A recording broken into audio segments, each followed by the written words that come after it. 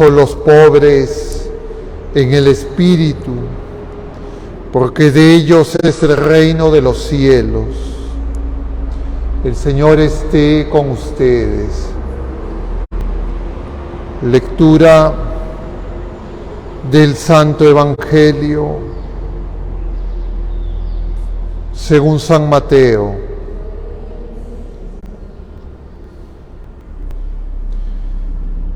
En aquel tiempo dijo Jesús a sus discípulos: no atesoren tesoros en la tierra, donde la polilla y la carcoma los roan, donde los ladrones abren boquetes y los roban. Atesoren tesoros en el cielo, donde no hay polilla ni carcoma que se los coman, ni ladrones que abran boquetes y roben, porque donde está tu tesoro, allí está tu corazón. La lámpara del cuerpo es el ojo. Si tu ojo está sano, tu cuerpo entero tendrá luz. Si tu ojo está enfermo, tu cuerpo entero estará a oscuras. Si la única luz que tienes está oscura, ¿cuánta será la oscuridad? Palabra del Señor.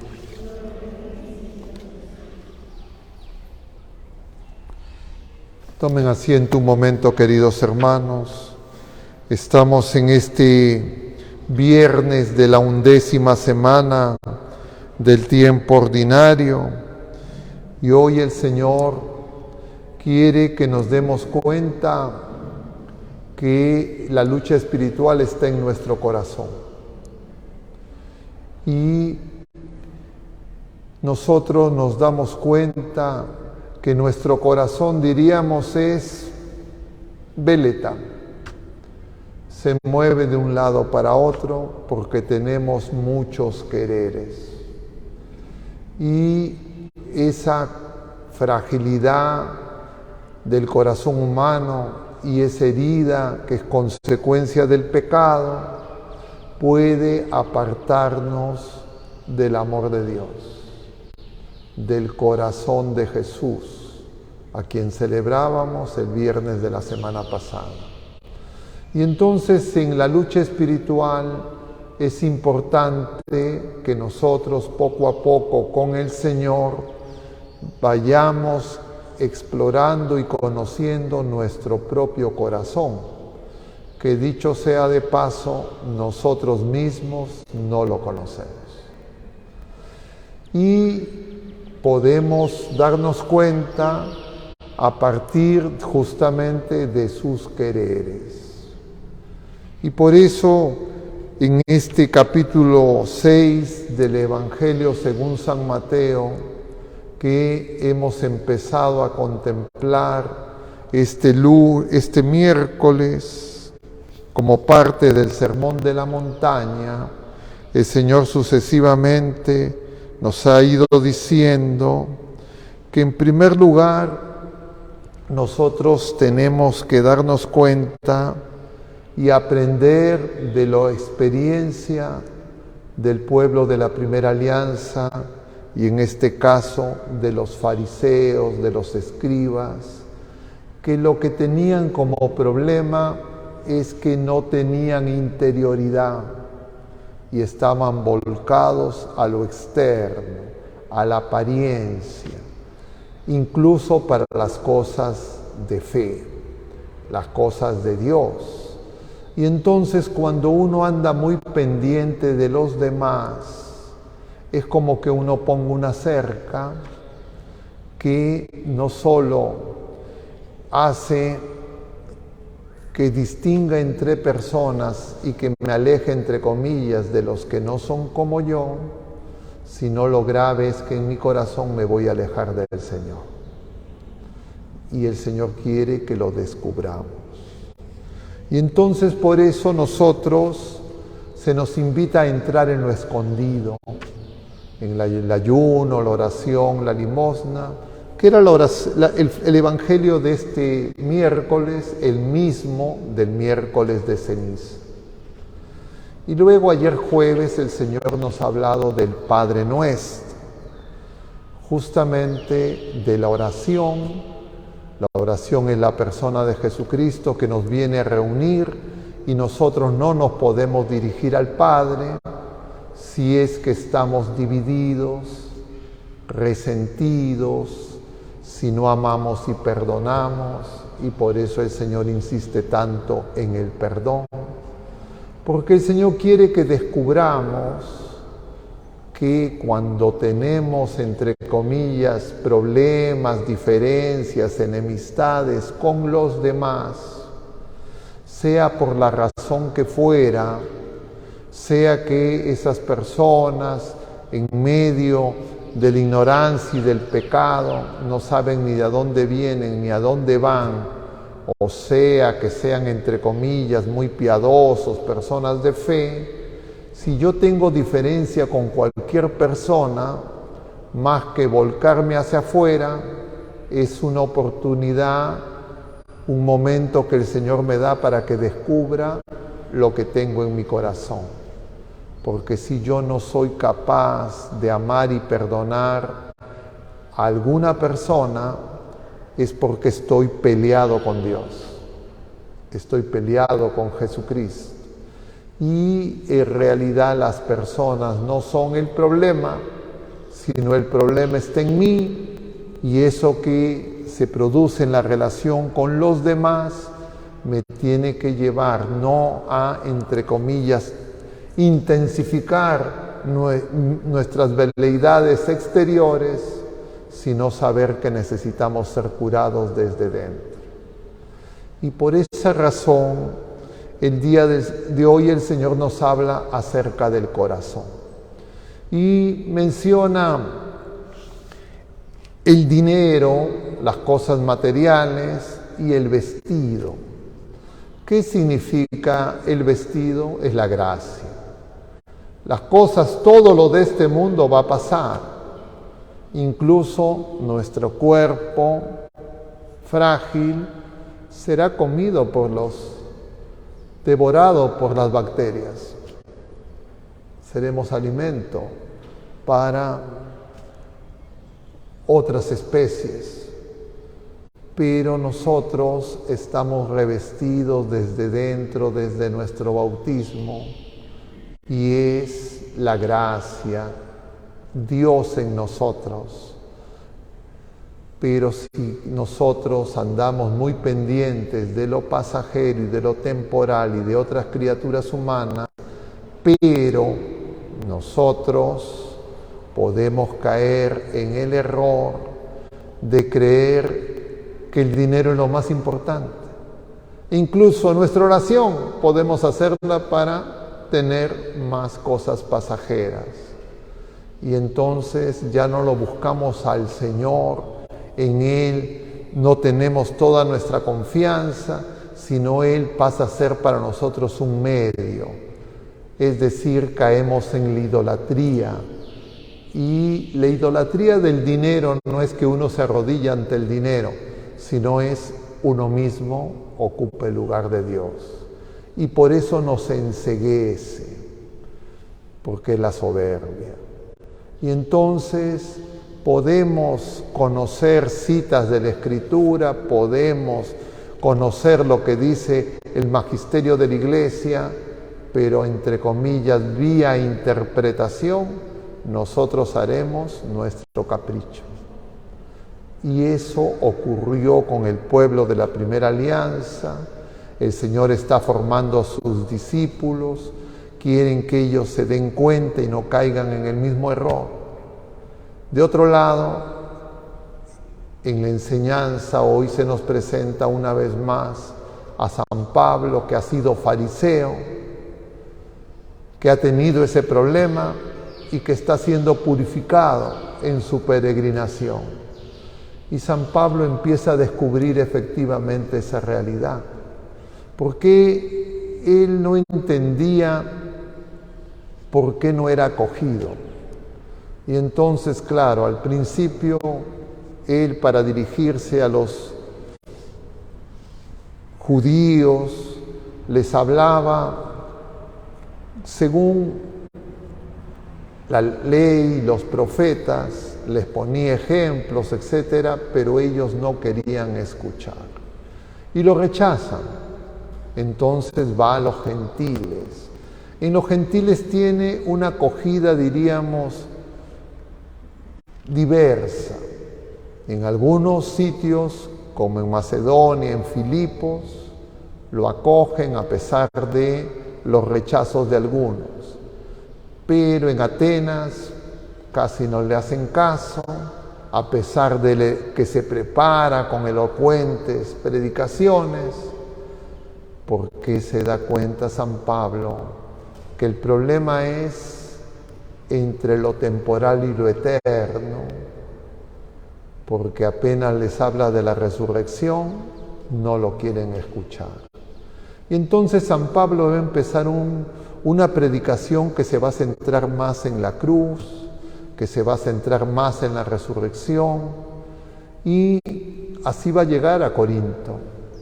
Pero en Corinto se encuentra con unas personas muy volcadas a lo externo, que quieren novedades, cosas nuevas, la última, a ver cuál es la última, entre comillas, revelación privada que apareció aquí, por allá. Y entonces lo que les enseña San Pablo, lo acogen, pero apenas llegan de Jerusalén los cristianos de origen judío que creen que antes de ser cristiano hay que ser primero judío y ven en Pablo no un mensajero del Evangelio, sino alguien que tienen que desprestigiar. Y entonces los desprestigian de muchas formas. Uno, en primer lugar, porque no es uno de los 12. Él es un apóstol, diríamos, de la última hora, no es de lo que empezó, y que es dudoso, riesgoso escuchar a San Pablo. Pero en el fondo lo que les preocupa es que San Pablo se mueve en el espíritu. Diríamos, es un carismático. Y ahora también hay ese problema, pero mal entendido. Porque ahora paradójicamente la gente cree que ser carismático es buscar las cosas externas, inmediatas, efectistas, espectaculares. San Pablo, claro, no iba en esa dirección, pero los signos confirmaban su predicación.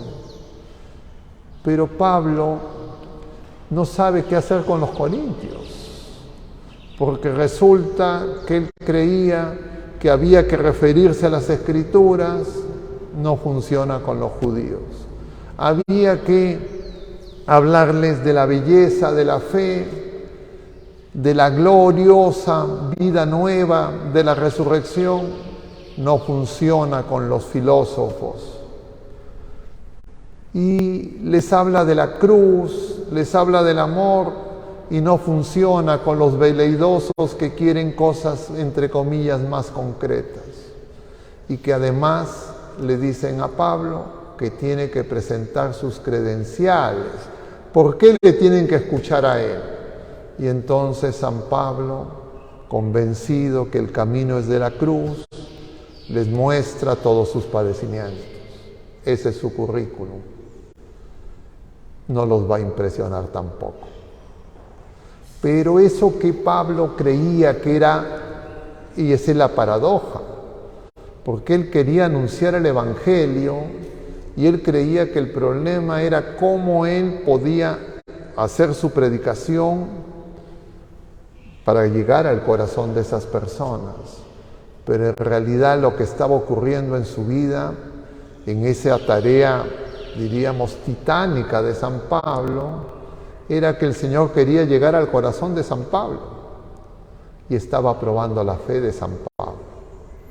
Y entonces San Pablo va a descubrir que todo eso es un combate para la fe y que todo eso fueron pruebas para su fe y que él se pudo mantener firme porque se abrazó de la cruz. Y entonces lo veremos en la segunda carta a Timoteo. Él dirá: he peleado el buen combate, he conservado la fe.